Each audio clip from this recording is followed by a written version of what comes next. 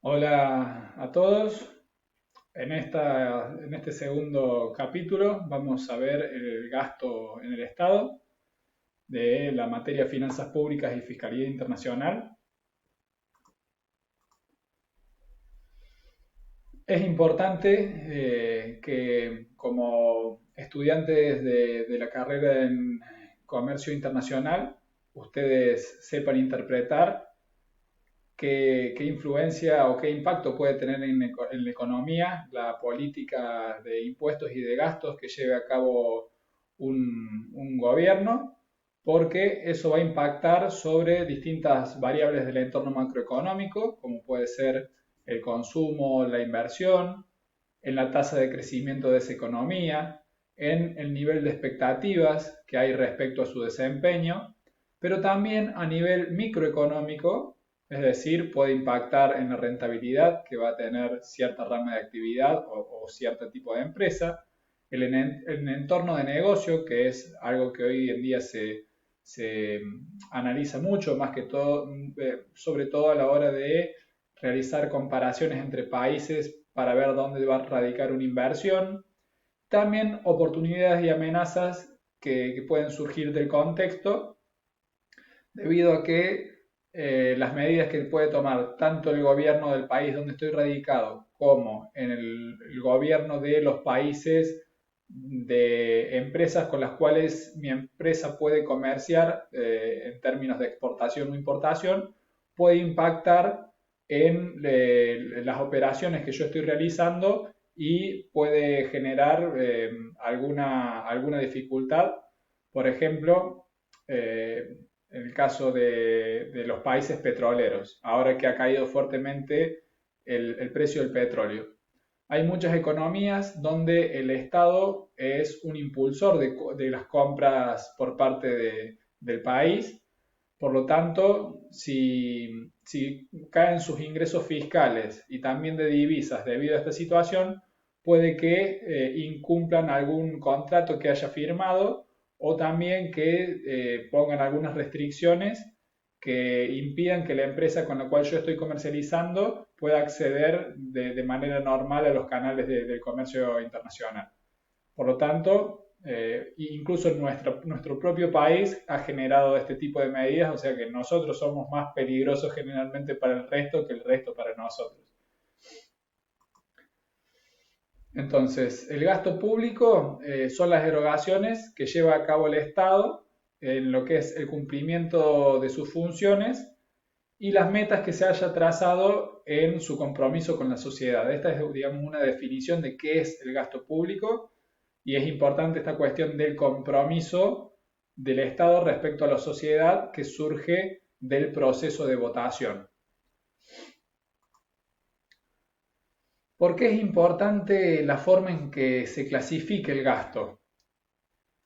En primer lugar, porque nos permite conocer la magnitud y toda la composición respecto a cómo se gasta, en qué se gasta y de esta manera cómo puede influir en distintas variables de la economía y también a nivel empresario, como recién mencionábamos, también para contrastarlo respecto a los recursos proyectados y ver si se está cumpliendo el cronograma estipulado o puede surgir algún problema futuro. Estimar el impacto en la economía, no solamente las variables centrales que mencionábamos recién, sino también en lo que es inflación, tasas de interés y otras variables que pueden impactar directamente sobre la actividad que están realizando o también ustedes pensándose como asesores de empresas, cómo puede influir a esos sectores donde ustedes están trabajando y luego evaluar el resultado económico financiero para hacer una evaluación de la gestión, tanto como ciudadanos, pero también a nivel empresarial para ver si esa economía es sostenible en el tiempo o puede tener que recurrir a deuda o deuda externa o interna y cómo esto puede impactar sobre el entorno de negocios. Entonces, respecto a la clasificación del gasto, tenemos dos tipos de clasificadores. Los clasificadores primarios, que son aquellos que registran toda partida de ingreso o de gasto, y los derivados que son una combinación de dos o más clasificadores primarios. Nosotros vamos a ver algunas de estas formas de clasificar, no todas, sino las más significativas para el objetivo que hemos mencionado. En este sentido, vamos a comenzar por un clasificador que es por la naturaleza económica de los gastos, que su principal función es que permite evaluar el impacto que genera el gasto público sobre el resto de la economía. Tiene una división principal que divide en gastos corrientes y gastos de capital, que como vemos también a su vez se siguen dividiendo en subrubros, donde la característica de los gastos corrientes es que están vinculados al funcionamiento del aparato burocrático del Estado, por ejemplo, el sueldo del personal administrativo o de los docentes que asisten a las escuelas públicas. Tienen carácter de recurrente, es decir, se vuelven a producir cada cierta cantidad de tiempo y no incrementan el patrimonio del Estado. Veíamos recién que la división en subrubros se clasifican en efectivos y de transferencia. La diferencia es que los gastos efectivos hay una competencia entre el sector público y el sector privado respecto a los bienes y servicios que están implicados en la transacción. Supongamos en el caso de los docentes. Digamos que en una ciudad hay 100 docentes. Si el Estado contrata 30, solamente van a quedar 70 disponibles para el resto de la economía. En cambio, en el caso de la transferencia, el Estado lo que hace es distribuir directamente los recursos que captó por otra vía. Por ejemplo, podría ser que uno de los objetivos del Estado es reducir la desnutrición infantil.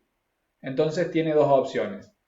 Puede realizar un plan de compra de leche y servirla en las escuelas para darle de comer a los niños, o puede optar por, que eso sería un gasto efectivo, o puede optar por realizar un programa de tarjetas alimentarias donde le transfiere cierta cantidad de dinero por semana o por mes a los padres de esos niños para que puedan comprar alimentos, ¿sí? Entonces, en uno el que decide el destino es el Estado y en otro lo termina realizando el consumidor final. Que es importante en este punto que toda política redistributiva que lleva a cabo el Estado o toda acción, perdón, tiene efectos redistributivos. Es decir, cada beneficio que yo le doy a un sector son recursos que yo saco de otros sectores sociales o del sector empresario. Entonces, otra cuestión, dentro de los gastos efectivos no solamente se registran los gastos de funcionamiento, sino también el pago de intereses de la deuda pública.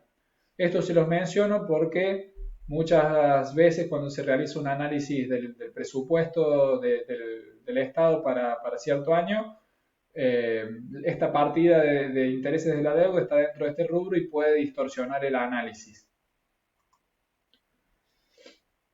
Por el lado de los gastos de capital, podríamos decir que se asemejan a lo que es el rubro de inversión de la contabilidad privada del sector privado. Y también que incrementan el patrimonio del Estado. Sin embargo, en este punto tenemos que hacer una distinción también en dos categorías. Los que incrementan el patrimonio es el rubro inversión física real, que podríamos decir, por ejemplo, es la construcción de una autopista. Luego tenemos otras inversiones que ya vamos a ver cada uno de los rubros y podemos también hacer la distinción, recién decíamos los gastos corrientes no incrementan el patrimonio. Sin embargo, puede suceder que haya un Estado que está destinando una buena cantidad de recursos a todo lo que es el sistema educativo, también de ciencia y tecnología. Por lo tanto, eso es lo que hoy se habla de inversión en capital humano.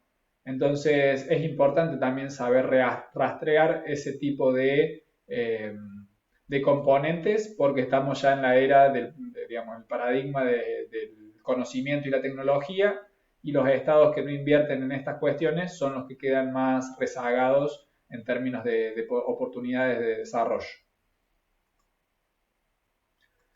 Entonces decíamos, bienes preexistentes son adquisiciones de bienes que ya existían en el sector privado. Por ejemplo, puede ser que el Estado decida comprar un edificio para oficinas que ya existía, entonces es un capital que ya estaba en la economía, solamente que cambia de titularidad. Sería inversión física real si el Estado construye ese edificio de cero. En inversiones financieras puede suceder que sean préstamos a otros países. No es el caso más común en nuestro país, generalmente es al revés. Nosotros somos receptores de préstamos. Sin embargo, sí suele suceder que el Estado inyecta capital en una empresa pública o privada, lo que se llaman también las empresas mixtas. Las transferencias de capital son subsidios que hace la nación a distintos proyectos generalmente ligados a la infraestructura para provincias o municipios, o lo que son las asistencias del Tesoro Nacional, los aportes del Tesoro Nacional, que son aportes específicos. Y también en este rubro, en lo que es gastos de capital, aparece el pago de la deuda a otros países o a organismos multilaterales como es el BID, el Banco Mundial, el FMI. En este caso decíamos que los intereses aparecen como un gasto corriente y el pago del capital de la deuda, ¿sí? Todo préstamo tiene dos partes, la parte del capital y la parte de intereses. Bueno, en este subrubro va lo que se paga por el monto inicial que nos habían prestado, mientras que en gastos corrientes los intereses que va generando ese capital que nos prestaron. En lo que es el clasificador por finalidad y función, lo que busca responder es para qué se gasta.